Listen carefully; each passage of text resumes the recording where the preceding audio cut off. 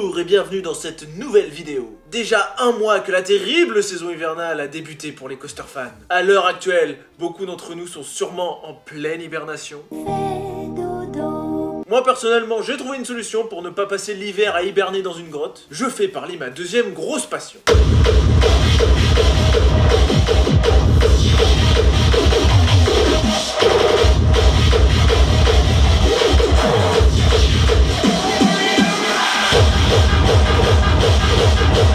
Puis bon, certains me diront qu'il y a encore des parcs ouverts actuellement. On pense notamment à Europa Park, Plopsaland, Phantasialand, Efteling. Et là, faut bien être réaliste, ce sont des parcs un peu loin. Et qu'en plus, je connais déjà très bien, mis à part Phantasialand, qui est prévu, rappelons-le, pour l'année prochaine. Reste que je ferai un tour à Efteling le 16 décembre, le lendemain du Shockers. Faire un parc le lendemain d'un event, ça risque d'être drôle, ça. Mais ne partons pas trop en débat sur la saison hivernale, là n'est pas le sujet de la vidéo. Et d'ailleurs, certains attendaient peut-être la deuxième vidéo sur les constructeurs. Eh ben surprise, c'est pas pour cette vidéo. Je suis sûr qu'actuellement vous êtes tous comme ça derrière vos écrans.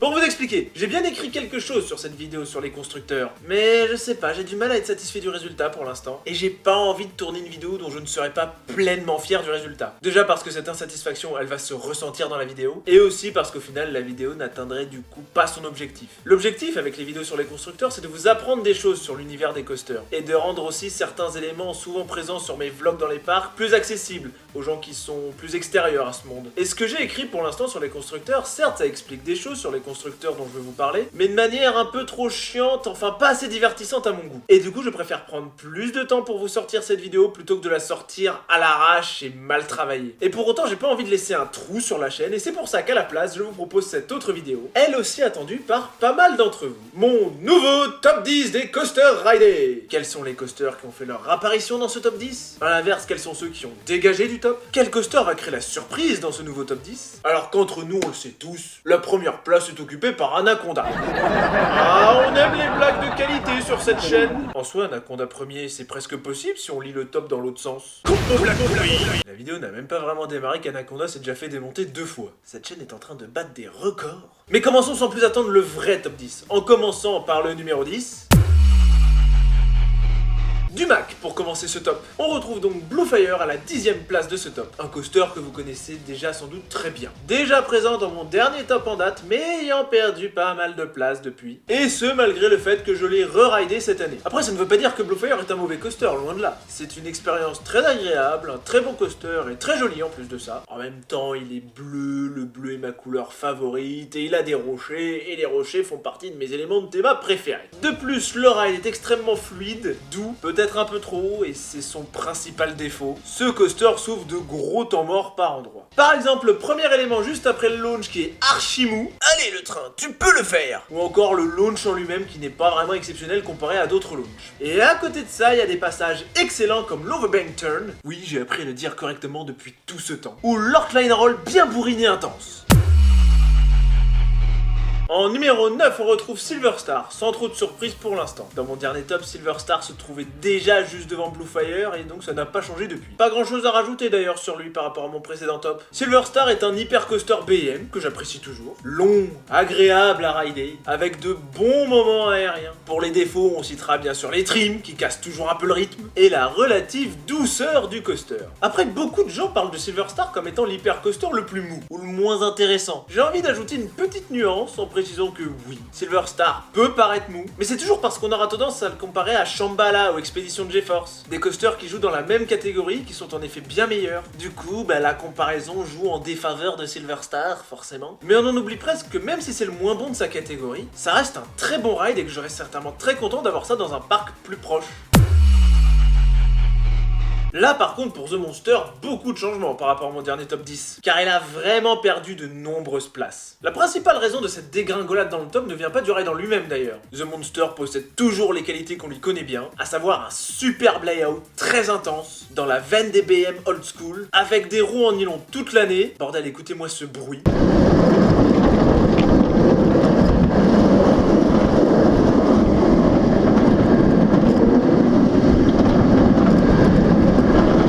Et l'absence de frein qui rend la deuxième moitié du layout complètement folle tellement ça dépote en G+. Mais c'est le parc où il se trouve qui fait qu'il a perdu des places dans mon classement. Walligator, qui ne fait toujours rien pour lui. Ça fait 8 ans que le coaster a ouvert, et The Monster, bien qu'excellent à rider, reste le BM le plus moche qui soit. Toujours pas de nouvelle peinture alors que l'ancienne est dégueulasse. Toujours pas de toit sur la gare, une gestion des dispatchs étrange. Bref, plein de petits détails certes, qui font que même si The Monster est excellent, j'ai pour l'instant pas envie d'aller le re-rider. On reste dans les coasters que vous connaissez bien avec Anubis, dont la principale nouveauté dans ce classement est sa place devant The Monster, alors qu'avant il était derrière. Mais aujourd'hui, si on me propose entre Walligator et Plopsaland, je choisirais plutôt Plopsaland. Pour Anubis en lui-même, ça reste un coaster très intense, et ce dès le launch. Ensuite c'est intensité, intensité, encore de l'intensité. Oui, faut aimer les G positifs, et ça tombe bien, j'aime ça. De plus, le coaster est franchement pas dégueu, il y a une belle gare thématisée, il y a des arbres, c'est joli. En plus, le coaster est bleu et comme vous le savez depuis le début de la vidéo, j'aime le bleu. Enfin, un nouveau coaster dans ce top 10, Lost Gravity à Walibi Holland. Un coaster dont j'ai été extrêmement surpris, car sur la plupart des on-rides disponibles sur YouTube, le train était surfreiné sur la zone de mi-parcours. Et lorsque je le ridais, surprise, ça ne freinait pas du tout. Et il y avait de très bonnes sensations. C'est fluide, la drop est géniale, il y a de l'intensité et des airtime, c'est varié. Le coaster est thématisé, avec une théma certes un peu étrange et particulière, mais ils ont poussé leur délire jusqu'au bout, et donc c'est plutôt fun et cool. Et bien sûr, c'est du Mac récent, donc c'est très confortable. En numéro 5, la meilleure surprise de cette année 2018, Phoenix à Toverland. Oui, si on faisait un top des coasters que j'ai ridé uniquement en 2018, Phoenix serait le premier. Déjà, le coaster est sublime. Toute la zone est magnifique. Et le coaster s'intègre à merveille dedans. Mais en plus, le coaster en lui-même est une tuerie à rider. Très fluide et bien puissant. Une puissance assez surprenante d'ailleurs pour un BM récent. Il y a de l'airtime, il y a des G positifs, il y a même un voile gris dans l'hélice. Mention spéciale aussi à la musique du coaster qui est devenue ma musique de coaster préférée après seulement 2 rides.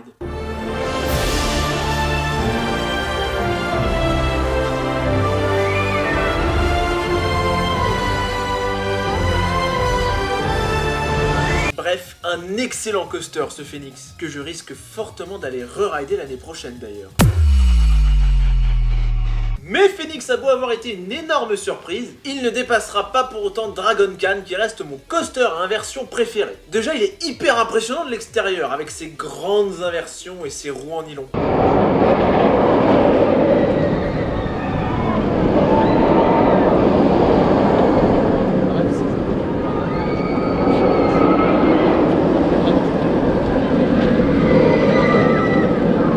Ensuite, en plein ride, c'est une expérience très intense. Beaucoup de G, beaucoup de passages très puissants et sans temps mort. Bon, maintenant un peu si, parce qu'il freine de plus en plus sur la zone de mi-parcours. Mais désolé pour ceux qui trouvent Dragon Khan un peu vieux, pour moi il passe encore nickel, sans vibration. Et j'aime beaucoup ce côté BM old school ultra puissant. Goliath à Walibi Holland, ridé récemment, vient se loger généreusement à la 3ème place. Un bon méga Intamin à l'ancienne, avec les fameux trains camping, certes un peu dépassés, mais si simple, et un layout de méga coaster classique mais efficace, avec des airtime puissants et des bons jets dans les hélices. Un coaster simple donc, mais qui fait tout ce qu'on attend d'un bon coaster. Et après tout, c'est tout ce qu'on demande. Seule petite déception de mon côté, le coaster n'est quasiment pas visible depuis le parc. Donc pour faire des photos, des off-ride, tout ça, c'est vachement compliqué.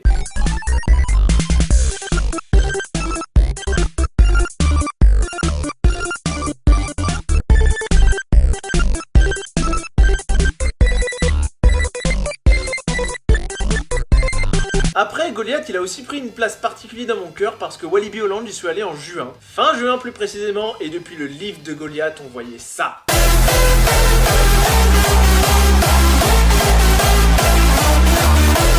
La main stage du Defcon 1. Et si je n'étais pas allé à Walibi Holland à cette même période, pas sûr que j'aurais gardé un souvenir aussi marquant de ma visite et de ce coaster.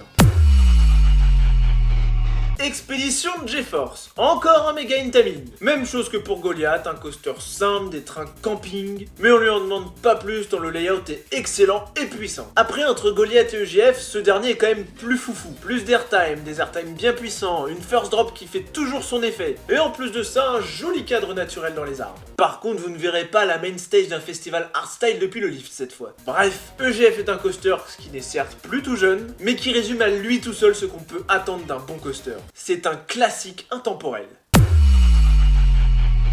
Quelques mentions honorables avant de parler du top 1. Osiris, le classique inverted du parc Astérix, qui, bien que n'étant plus dans mon top 10, reste mon coaster de cœur. Et aussi le coaster aux multiples facettes. C'est-à-dire qu'il est très sensible aux changements de roue et aux conditions météo. Et j'ai aussi bien ridé Osiris très mou et pas intéressant, qu'Osiris très intense et qu'on a envie de chain rider sans relâche.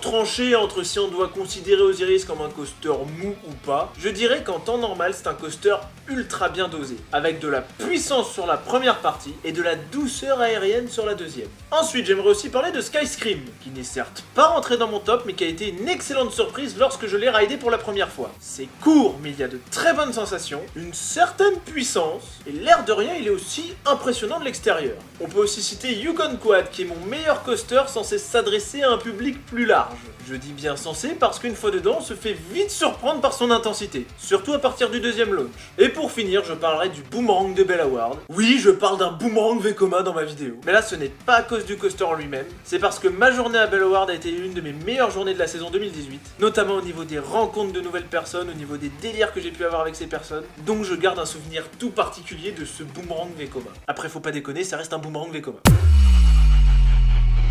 Et pour le numéro 1, pas de changement, c'est toujours l'incroyable Shambhala de Port Aventura. Et là, je ne sais plus trop quoi dire parce que j'ai déjà exposé plein de fois qu'est-ce que je pensais de ce coaster. Que ce soit dans mon top précédent, que ce soit sur le parc directement, mais pour les nouveaux arrivants sur la chaîne, on recommence. Shambhala pourrait presque être qualifié de coaster parfait. Ultra fluide, des gros airtime très longs, un layout magnifique et majestueux. Vraiment difficile de trouver des défauts à Shambhala. Le seul que je lui trouve, c'est son débit, et encore c'est de la faute du parc où il se trouve et non du coaster en lui-même. Donc Shambhala reste fièrement mon premier coaster de mon top 10. Attendant toujours d'être délogé. Peut-être l'année prochaine, qui sait. Mais pour le moment, il reste le coaster imbattu. Un coaster au sommet de l'art des coasters. Et voilà, c'est la fin de cette vidéo. Dites-moi en commentaire quels sont vos coasters préférés ou quel est votre top 10 personnel. D'ici là, n'hésitez pas à me suivre sur Facebook ou encore à me suivre sur Instagram. On se retrouve la semaine prochaine pour le Shockers et pour Efteling. J'espère que ça va être une grosse tuerie. Je vous laisse et je vous dis à plus.